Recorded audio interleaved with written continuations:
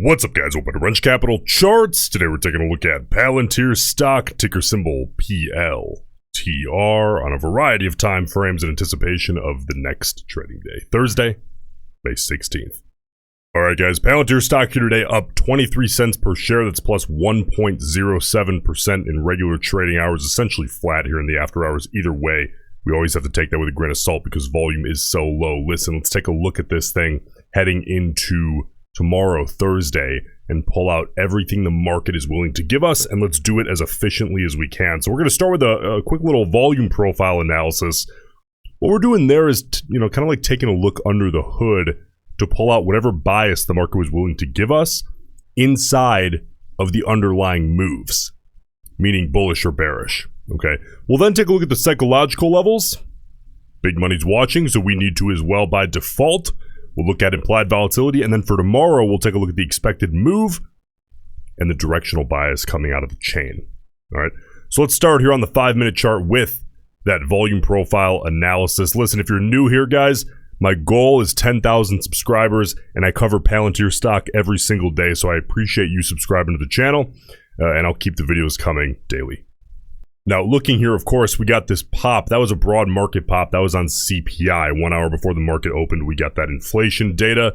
And then we got a fade here off the open. So if we pull up the volume, let's see what we're looking at here.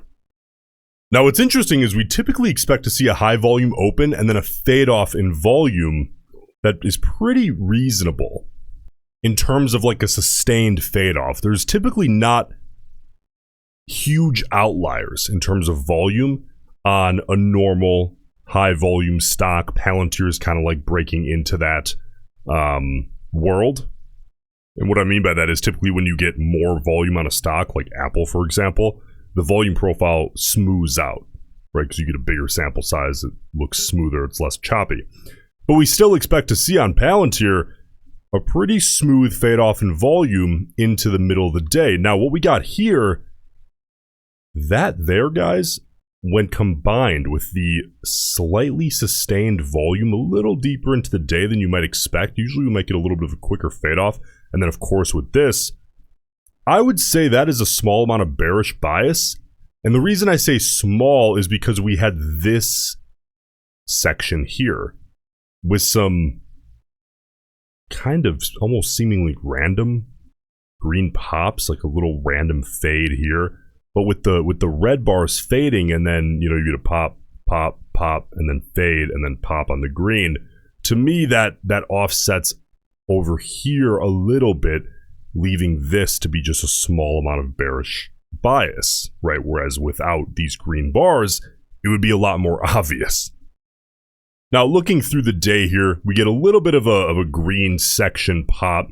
A little bit out of context. That's very, very slight bullish bias. Then moving through here to the close, really contextual close, guys. This bar here, that's a rebalancing bar along with this one, so I tend to ignore those, but a really normal kind of uptick in volume into the close.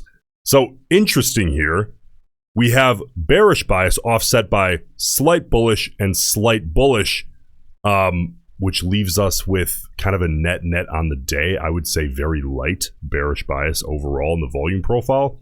So, that's really all we're going to get here. Let's move on. Let's take a look at the psychological areas. These are the big trading levels that a lot of money, a lot of eyeballs are watching. That's why we keep these charts so simple. We'll start here on the 30-minute chart. Now, you guys remember yesterday, we were struggling to stay above that gray line. That's the 200 period, and we closed just beneath that. Well, today, kind of by default of that 200 period fading downside, this 50 period continuing upside, we rode the 50 period throughout the, I would say, last 2/3 of today, leaving us in a more favorable condition, I would say, right? Because, ultimately, what's the goal? If you're a bull, you want the order from top to bottom to go like this.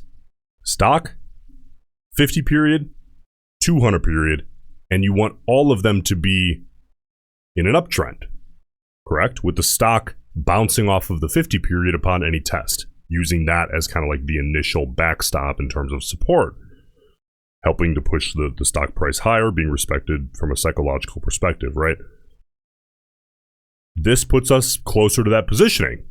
Okay, now the 200 period is still flattening out. The 50 period is in a new uptrending position, but this puts us closer now that we're above both. That's a good thing to see if you're a bull. You know, we also tested both of these here today. It was sloppy, but we respected the 200 period, and then we respected the 50 period throughout the rest of the day, really. So not a bad day for bulls on the 30-minute chart. Now, bears. Okay, your ideal scenario is what we just talked about in the ascending uptrend, or the uptrend, right? Flipped. You want that mirrored to the downside. So for bears from top to bottom, what it would look like is 200 period, 50 period, and then the stock, all in a descending downtrend, okay? And with the stock using the 50 period, which would be the nearest moving average in the bearish case, as a continuous resistance helping to push it lower. You want that same setup on as many time frames as possible. Typically that starts on the 30-minute when you're looking at the 30-minute 4-hour daily, because the 30-minute is the quickest to react. Okay, so I think the 30-minute is especially important because it's always so in play, because the moving averages tend to stay close, a little bit closer than the 4-hour, but here on the 4-hour on Palantir, it is actually interestingly currently more in play than it typically even is.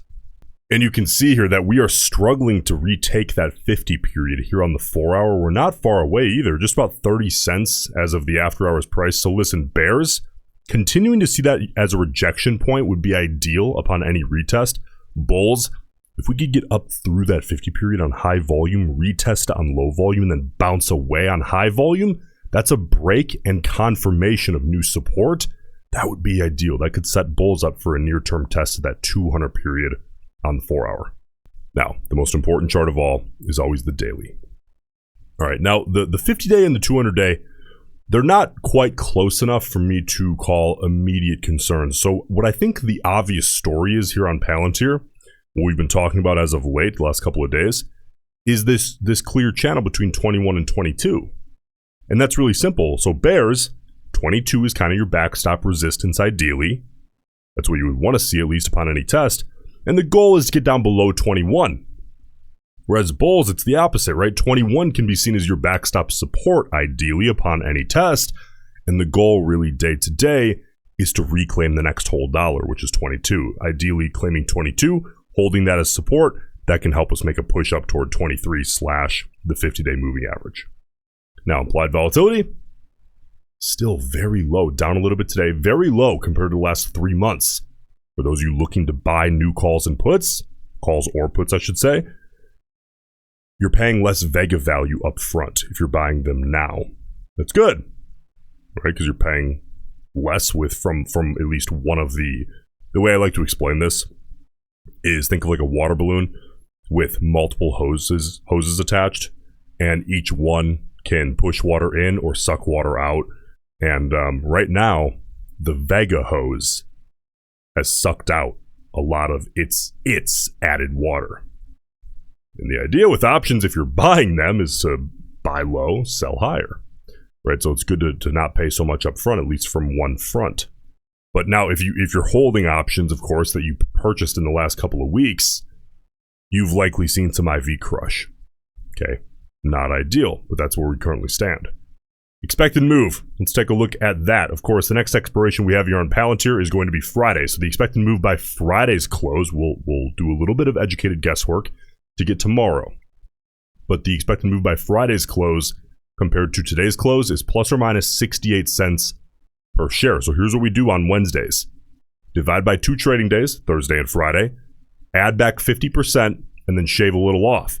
So that gives us an expected move of approximately plus or minus 15 cents per share. I'm sorry, 50 cents, 0.50, plus or minus 50 cents per share approximately. Before we shave a little off, it's actually 51 cents. So the reason I like to shave a little off is because it's very reasonable to add 50% back on Monday, Tuesday, right? Even when we're looking ahead to Wednesday. But the problem with that, when we're getting down to the wire here with just 2 trading days left, is that the reason we're doing that is to make up for the fact that the initial calculation assumes all green days or all red days, and that's a ridiculous assumption. So in this market, I'm adding back 50%. That changes market to market. For the last couple of months, I've been using 50. That seems to be working the best. But when we only have 2 trading days, that feels a little heavy to me. And in my experience, that is a little heavy. So what I'm really looking at here, since we're left with 51 cents, I believe with Palantir, we're looking at an expected move from the market being priced in of somewhere between, I would say, plus or minus 35 to 50 cents. Okay, that's the expected volatility. Now you might be thinking, well, is it going up or down? Right, every once in a while we get a comment like that. Now, hang on here. It's a little more complicated than that. So we just did the full analysis, and we're going to take a look at the volume or the directional bias out of the volume in a second. But the reason expected volatility or expected move is so crucial, especially if you're trading options, is because it literally goes into the pricing of the contract that you're trading. A lot of people don't actually realize this, is that options are not just priced from the delta, right? It's not just priced by how, if the stock goes up or down. There's, most people know, theta decay, time decay. But there's another big one that people tend to ignore, and that's vega, right? The implied volatility. And the expected move literally comes from the implied volatility priced into each expiration. So when you're trading options, you're not only trading direction. You're trading direction plus time decay, whether or not you believe you can outrun that, plus the current implied volatility vega value / expected move.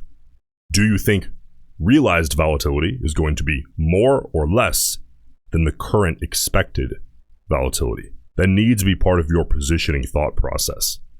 If it's not, good luck ever forming any kind of edge, let alone even just a short-term advantage, because you're competing with traders who take that very seriously, all aspects. They're not just buying calls because they think it's going to go up. You have to think about every aspect and then position yourself to favor each individual aspect all rolled up in one position. That's the idea with options. But directional bias, we can actually do that. We can look at the volume. Okay? Again, this is just an additional factor in everything we just did. About 250,000 contracts traded today, 166,000 calls, 78,000 puts. Call side bias on the overall. Now, if we break that down by the 0 to 20 delta range, those are the short-term speculators, right? At least the highest concentration of them. 52,000 calls and about 16,000 puts. So the volume's lower. Take that with a grain of salt, but a relatively heavy bullish bias coming out of the short-term speculators here today on Palantir. Listen, guys, if you're getting value out of the daily Palantir videos, all I ask is that you leave a like on the video and then get out of here and enjoy your day. I appreciate it, and I'll see you in the next one.